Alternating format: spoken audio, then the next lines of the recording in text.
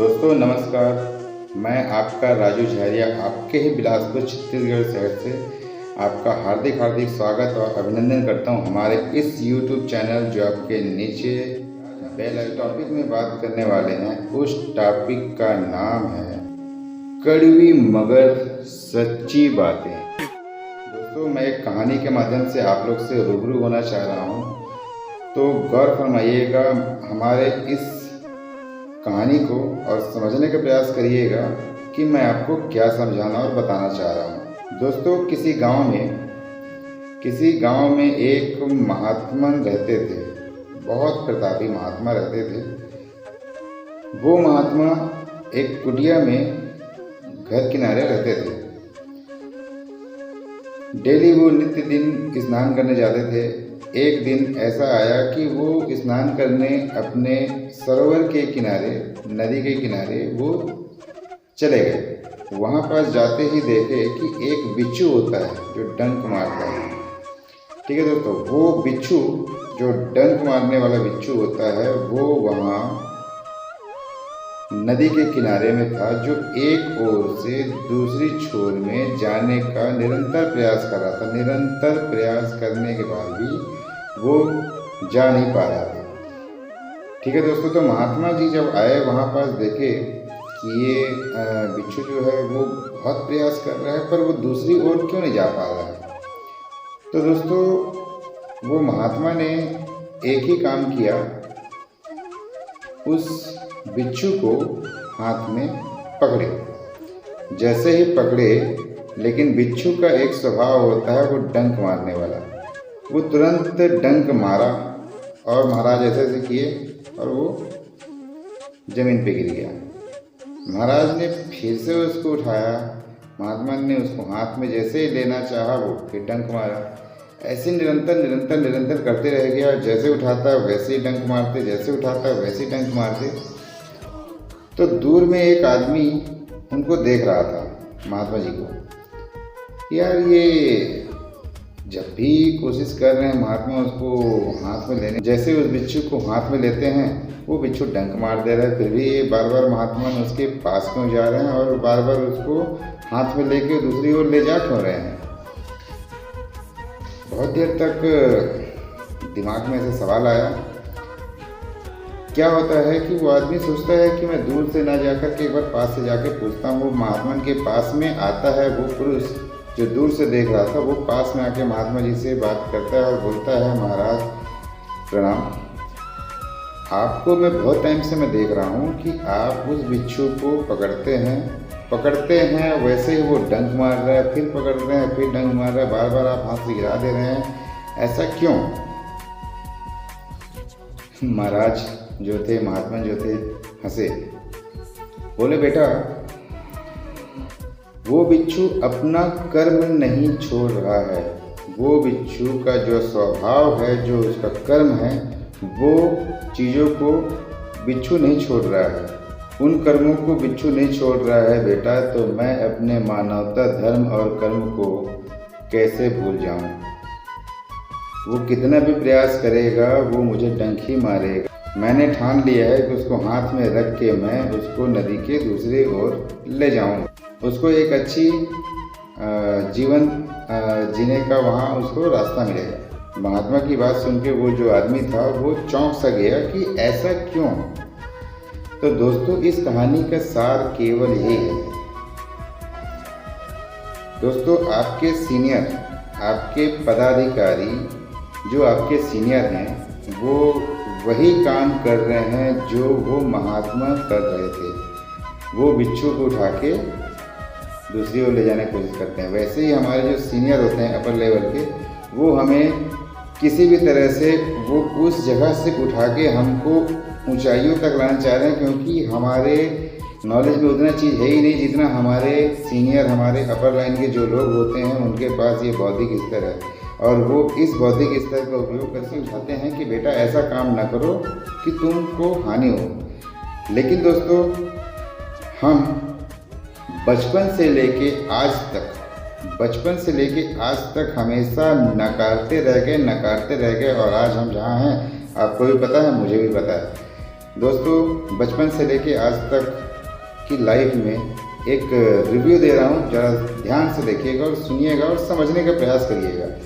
आपके भी माँ बाप हैं, हमारे भी माँ बाप हैं। एक माँ बाप अपने बच्चों को शिक्षित करते हैं, एजुकेट करते हैं कि हमारा बच्चा जो है पढ़ लिख के आगे बढ़ेगा। वहीं पास हम क्या करते हैं दोस्तों, पहली कक्षा से लेके 12वीं कक्षा के पढ़ाई तक हम जो दिमाग बौद्धिक विकास करना चाहिए वो हम लगाते नहीं, हम उसमें ध्यान देते नहीं हैं। माँ बाप परेशान हो जाते हैं, बेटा पढ़। लेकिन बेटा पढ़ेगा क्यों? क्योंकि भैया खेलने से हमको तो बहुत ही एनर्जी मिलेगा, हमको खुशी मिलेगा। हम उस चाहत में, उस खुशियों की चाहत में हम अपनी आचरण को, स्वभाव को बदल दे रहे हैं और हम वो चीज़ों को ध्यान नहीं दे पा रहे हैं। दोस्तों हम 12वीं क्लास तक यही सब करते रह गए। माँ बाप बोलते थे इस रास्ते में मत जाना, उस रास्ते में जाओ, लेकिन हम उसी रास्ते में जाते थे जहाँ मना करते थे। वैसे ही हमारे बौद्धिक स्तर हो गया कम। अब बौद्धिक स्तर कम हो गया एजुकेशन के नाम से, लेकिन हम दुनिया में भ्रमण कर रहे हैं। आप भी अपने इर्द गिर्द लोगों से मिल रहे होंगे, वहाँ हमको शिक्षा मिल रही है, बट नकारात्मक शिक्षाओं को हम अपने जहन में भरते हैं, अपने दिमाग में भरते हैं और उस नकारात्मक चीज़ों की वजह से आज हम इंटरव्यू देने कहीं भी जा रहे हैं, कहीं भी बात करने की कोशिश कर रहे हैं, तो वो पावर और वो दम ही नहीं आ पाता है दोस्तों, जिससे हम इंटरव्यू फेस कर पाएँ, हम उसके दिए गए सवालों को जवाब दे पाएँ।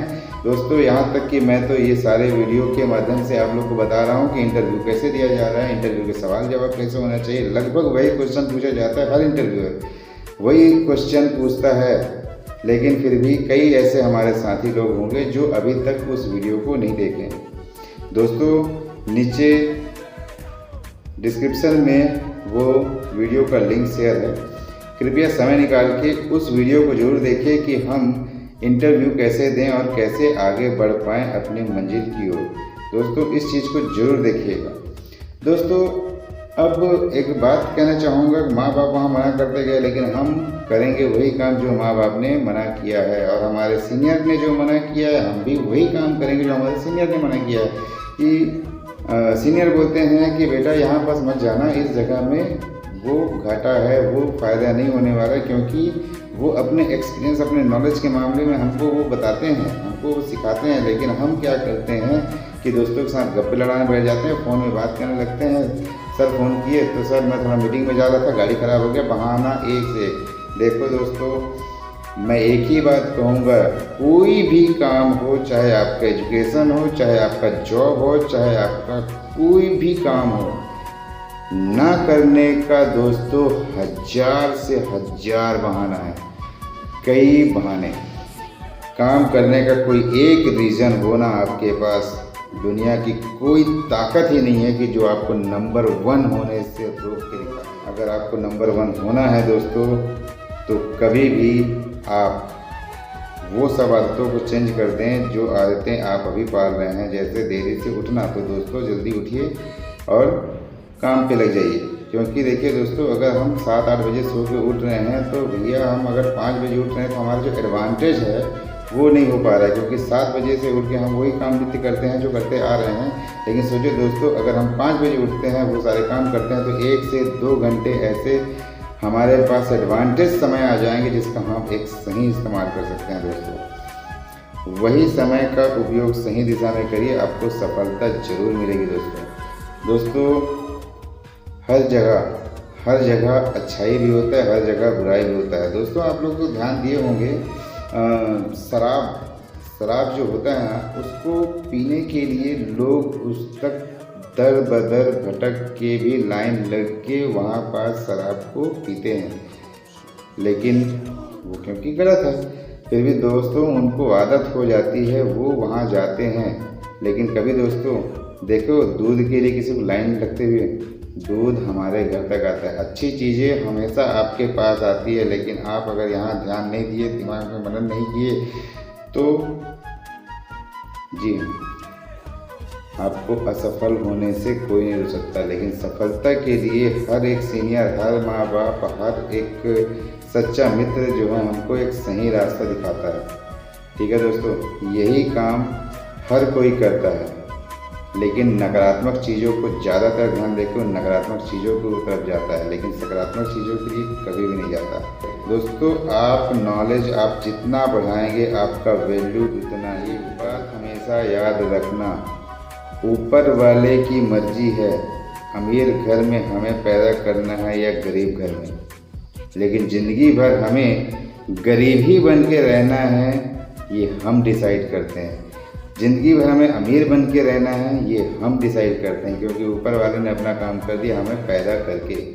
लेकिन हम लोग गलत आदतों और गलत संगतियों की वजह से आज हम उस ऊंचाई तक नहीं पहुंच पा रहे हैं जहां पास हमारे माँ बाप, हमारे गुरु, हमारे शिक्षा देने वाले शिक्षक जो है चाहते हैं कि ये बंदा यहाँ तक पहुँच जाए, लेकिन हम वहाँ तक नहीं पहुँच पा रहे हैं। क्यों नहीं पहुँच पा रहे हैं? वजह केवल एक ही है, क्योंकि हम अपने लिए सोचते हैं। दोस्तों जब तक आप अपने लिए सोचेंगे कभी सफल नहीं हो पाएंगे। अपने माँ बाप के लिए सोचिए, अपने फ्यूचर के लिए सोचिए, अपने भविष्य के लिए सोचिए। लाइफ बहुत बड़ा है दोस्तों, बहुत कुछ मिलेगा सीखने के लिए, लेकिन उसके लिए ध्यान देना होगा और मेहनत करना। दोस्तों एक चीज़ ध्यान दीजिएगा कि आज के दौर पे, बढ़ते दौर पे बेरोजगारी जो है ना वो बहुत ही ज़्यादा बढ़ गई है। और यहाँ पास लोग नौकरी पाने के लिए क्या कुछ नहीं कर रहे हैं। बचपन से लेके आज तक हमने पढ़ाई किया सिर्फ इसीलिए कि हमको नौकरी के लिए किसी को पैसा देना पड़ जाए और हम नौकरी पैसे के दाम पे पा पाएँ।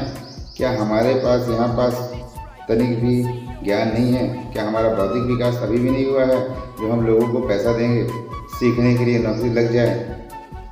दोस्तों आपके अंदर वो ताकत, वो काबिलियत है कि अपने दम पे आप वो सब चीज़ें करें। दोस्तों इन सब चीज़ों को देखते हुए आज हम और हमारा ये आरजे सर्विसेज जिसका लोगो आप देख रहे होंगे घूमते हुए, तो दोस्तों आज हम अपना ये आरजे सर्विस का गठन केवल इसीलिए किए हैं ताकि आप लोग एक सही मार्गदर्शन में जाएं। आने वाले समय में आपको और भी जानकारियाँ मिलेगी जॉब को लेके। ठीक है दोस्तों, आपके हित में बहुत सारी चीज़ें बताया जाएगा, बहुत सारी नॉलेज दिया जाएगा और फ्यूचर प्लान ये भी है कि हम एजुकेशन भी देंगे। अभी वो फ्यूचर की प्लान है, लेकिन अभी के दौर पे हम कोशिश कर रहे हैं कि जितने बेरोजगार, हमारा यही दृढ़ संकल्प है दोस्तों, हम और हमारा टीम केवल यही एक दृढ़ संकल्प रखें दोस्तों कि आपके लिए हम लगातार मेहनत करेंगे। आप लोग सही बात है, सबके साथ सबका विकास, केवल और केवल आपके अपने इस आरजे सर्विस के साथ।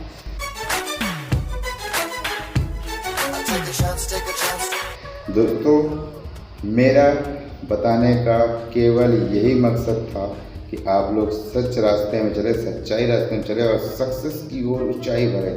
ठीक है दोस्तों, तो आज के लिए आज मैं अपनी गाड़ी को यहीं पास विराम देता हूँ। मिलते हैं जल्द ही इसी YouTube चैनल पे।